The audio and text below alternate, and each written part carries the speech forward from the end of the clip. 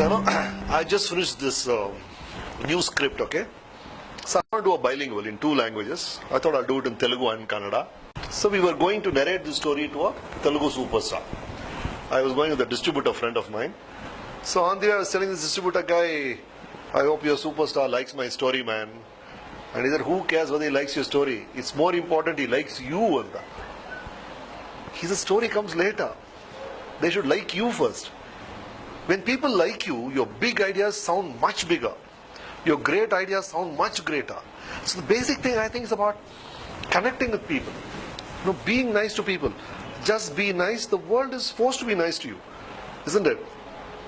See, you throw something and the world bounces back to you. So just be nice. My strong belief is, whatever you do, whatever you're doing right now, there is a better way to do the same thing. And whoever you are, there is a better person inside you. And I think it's our duty to get the better person out of ourselves. So there's a better Sesh, there's a better Durgesh, there's a better Ramesh. And I think every day we should get that guy out and do things better.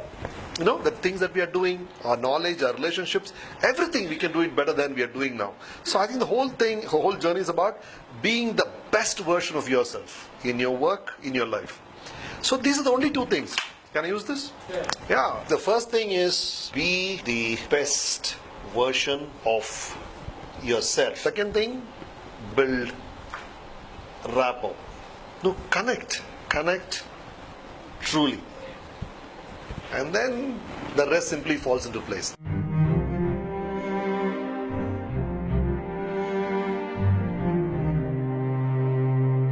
So in my talk show, I ask all the achievers, if you want to say sorry to somebody, if you want to thank somebody, whom will you say sorry to? Whom will you say thanks to?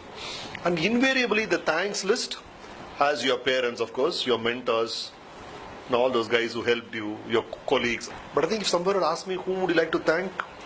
Of course I want to thank my parents, I want to thank my wife. Along with that, I would like to thank my own younger self. Because when that 18-year-old, 20-year-old guy, he started reading books. He started, doing things very sincerely. He was so bloody disciplined.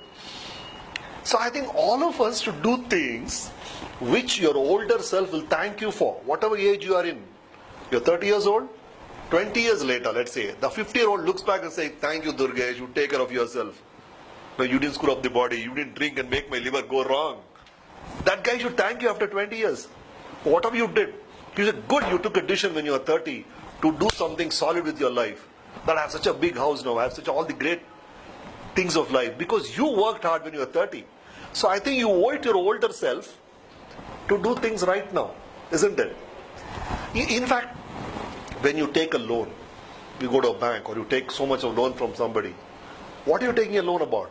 You are sure that you will pay it later. I don't have the money now, but 10 years later, I'll be comfortable enough to pay this loan. That's your thinking. So you're basically taking a loan from yourself 10 years away, 20 years away. So that person has to be fit. So it's your first point, never to abuse your body or your mind. And do all the best things you can, because 20 years later, your own self will thank you. Imagine you're an old man, 60, 70 years old. You're walking, limping with a walking stick. And suppose you're a great dancer and you never used that idea. You never danced. That talent will come next to you and say, what did you do, man? You became old, but you killed me. If you are a good businessman, you have a good business mind and didn't use it, he will come and curse you. He said, what did you do to me? You died, okay. You became old. But why did you die? Why did you kill me? You have such a talent inside you. You could have been a great entrepreneur. You could have been a great director. You could have been a great actor. You didn't do it. You don't want your older person to curse you, isn't it? So you got to do it now.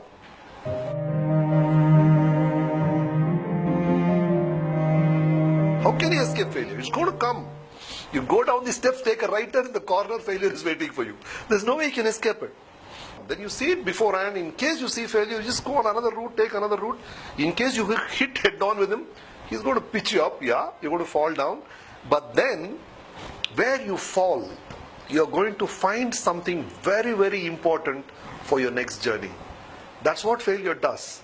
It makes you fall, but at the exact point of fall, if you observe closely, if you're smart enough to understand why you fell exactly in that place, you will find the solution for exact the way forward. I mean, if you're afraid of failure, you shouldn't take it personally, that's all. It's not about you, it's about some stupid decision you took or some mistake in the workplace or whatever. You can't quit like that. You shouldn't. I mean, if you're just bothered about flops all the time, how can I make films? You know, I give hits, I give flops, I make average films, but I keep working all the time. What exactly is a success story? You promise something and you deliver the promise. Next time he comes back to you, you promise more, deliver more if possible, plus more. And every time you're actually building a layer of trust. You build a layer of trust, another layer of trust, another layer of trust, another layer of trust, and you have a mammoth trust on which you're sitting. Quality that you promise in your work, in your attitude, in you as a person, you keep on delivering every day, every minute. You keep delivering the promise. Basically, success comes down to that trust others have in you, in your work. And that comes back in whatever material things you want, or the respect you want, whatever way.